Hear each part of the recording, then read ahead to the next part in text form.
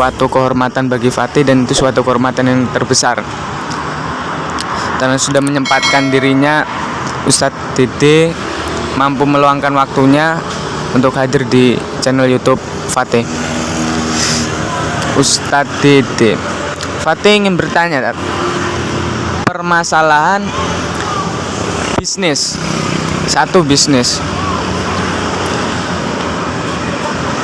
Menurut Ustadz tuh bisnis itu apa? Menurut Ustadz, kalau menurut Ustadz, bisnis ya suatu usaha kalau menurut saya, yang mana untuk menyambung hidup, untuk menyambung suatu hidup. Kalau itu bisnis, ya itu aja kesimpulannya bisnis kalau menurut saya pribadi. bisnis berarti bisnis itu untuk menyambung hidup gitu kan, entah itu bekerja, entah itu pengusaha, berarti bisnis. Iya, semua adalah bisnis. Tapi kan banyak orang yang bertanggapan kalau bisnis itu seperti kerujuk ke mana, pengusaha. Banyak orang yang berpendapat, oh bisnis itu berarti dia tuh merujuknya ke usaha gitu loh. Bagaimana penjelasannya dari Ustadz Dede itu? Untuk yang bisnis. Iya, kan banyak orang yang berpendapat, bayangan orang umum, bisnis itu seperti di bayangan orang umum, wow, dan itu juga terlalu menuju ke usaha. Entah itu usaha ya, bukan kerja. Kan beda usaha sama kerja. Bisnis atau seorang pengusaha, ya menurut pandangan saya memang tuh, menurut saya bisnis dengan pengusaha ya, itu memang ketika kita ketemu dengan klien berpenampilan yang berbeda, itu anggap klien itu kita sudah bisnis kita sudah berjalan, sudah mencapai berapa langkah untuk mencapai target yang kita tentukan. Nah, seorang pengusaha atau bisnis itu mempunyai target ke depannya. Itu loh. Tetapi beda lagi kalau orang kerja. Nah, kayak kerja serabutan, kerja apapun lah. Itu dia hanya mempunyai jarak pandang untuk target di hari itu saja. Nah, itu menurut saya seperti itu. Kalau bisnis dan pengusaha ya, contohnya apa yang kita lihat di mata kita, itu bisa menjadikan rupiah. Skill yang awalnya kita mempunyai otodidak, kayak saya di bidang fotografer, itu awalnya hobi, sekarang bisa menjadi rupiah. Nah, itu namanya pembisnis. Gitu loh. Berarti pembisnis itu intinya penyambung hidup, entah itu menjadi pengusaha, entah itu kerja. Berarti begitu, Tat. Oke. Jadi begini, Tat. Saya agak kagum kan kepada Ustadz nih, karena satu saya kagumin itu Ustadz di samping kuliah juga Ustadz bisa membangun usaha sendiri. Contohnya kayak Neo Production. Nah, apakah menurut Ustadz itu pas dulu itu memikirkan apa kok sampai ingin membuat bisnis, ingin membuat usaha Neo sampai berkembang hingga bercabang sekarang ya kan? Nah, itu dari awal mulanya tuh kayak gimana, Tat? Kok bisa jadi seperti itu? Oke, sedikit saya ceritakan awalnya. Saya itu dari keluarga fotografer semuanya, dari bapak, kakak, adik, Pak Le, itu semua dari fotografer. Saya awal dikenalkan fotografer itu SD kelas 4 SD sudah dikenalkan. Dari SMP saya mondok dibawakan kamera dan lain sebagainya. Setelah itu terus saya kuliah di semester 1. Di situ di Insut Sunan Derajat, saya buka-buka aja, di Insut Sunan Derajat tertera yang namanya pendidikan entrepreneur. Dari situ saya merubah, diberi wacana berawal dari skill untuk mencapai rupiah, untuk menjadikan rupiah itu. Dan seorang entrepreneur itu tidak boleh memandang berapa yang dikasih, tapi apa yang kita beri kepada klien sehingga klien itu puas dengan kita. Maka ada kata-kata ada kata-kata memberikan motivasi ke saya pribadi itu, prioritas Anda menjadi ya itulah, saya lupa agak namanya itu. Nah, setelah itu di pertengahan semester saya mulai merangkak, pertama memperkenalkan di daerah Gresik. Setelah itu di Gresik alhamdulillah diterima, di Lamongan sampai sekarang ini. Nah, tujuan saya hanya satu dulu.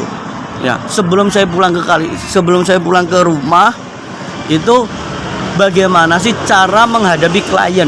Karena setiap klien itu berbeda-beda, setiap konsumen itu berbeda-beda, setiap pelanggan itu berbeda-beda, tidak bisa kita samakan.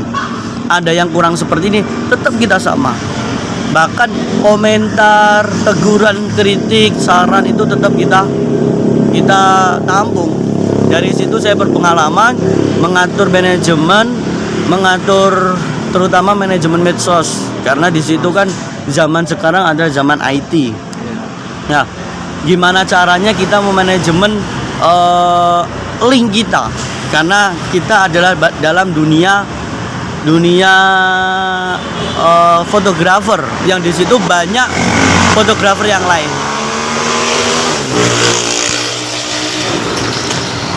Berarti Ustadz itu mulainya dari Kuliah. pas masuk kuliah. Pertama masuk kuliah. Karena kan membangun usaha atau membangun sebuah produk seperti Neo Production itu pasti itu kan membutuhkan mental dan tekad yang kuat hingga sampai bercabang sampai saat ini juga, kan gitu. Karena kan nggak mungkin orang sukses tanpa ada melewati proses yang begitu berat. Nggak ada orang sukses tanpa melewati ujian yang begitu berat. Gitu.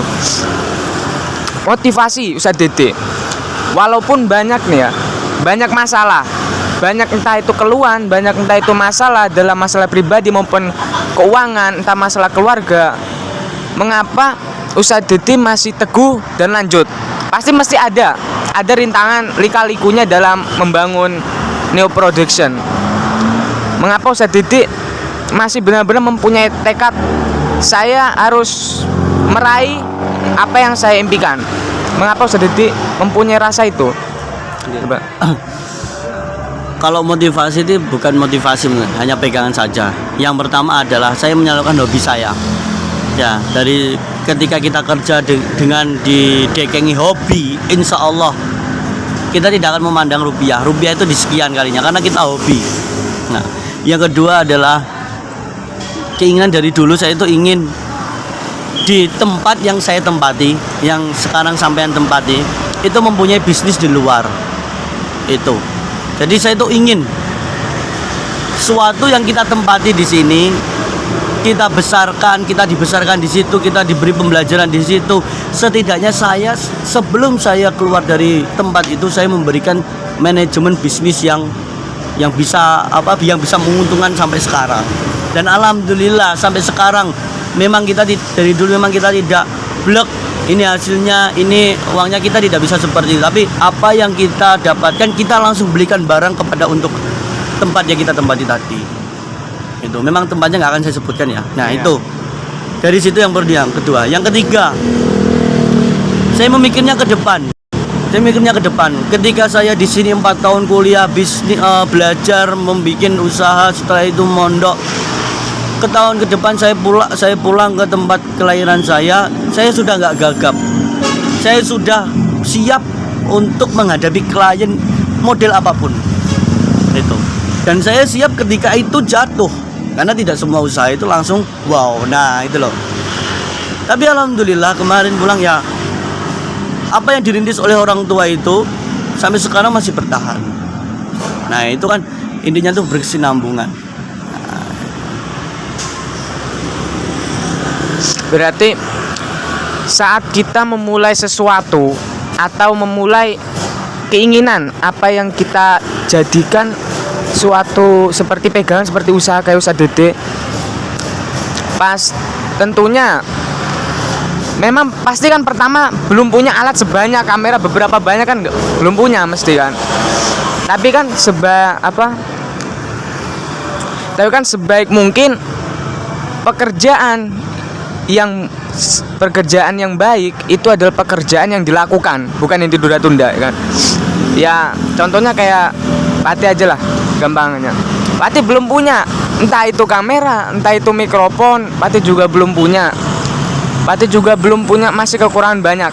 Cuman kalau Pati mikir, kalau Pati nunggu punya kamera, kalau Pati nunggu punya segala-galanya, nggak jalan, kan itu.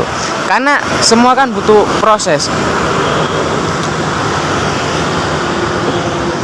Di samping itu, Ustadz Didi juga terkenal masalah dalam keorganisasian. Ustadz Didi, kenapa bisa Ustadz Didi bisa masalah keorganisasian, padahal Ustadz Didi juga kuliah dan juga mempunyai pengusaha atau mempunyai usaha.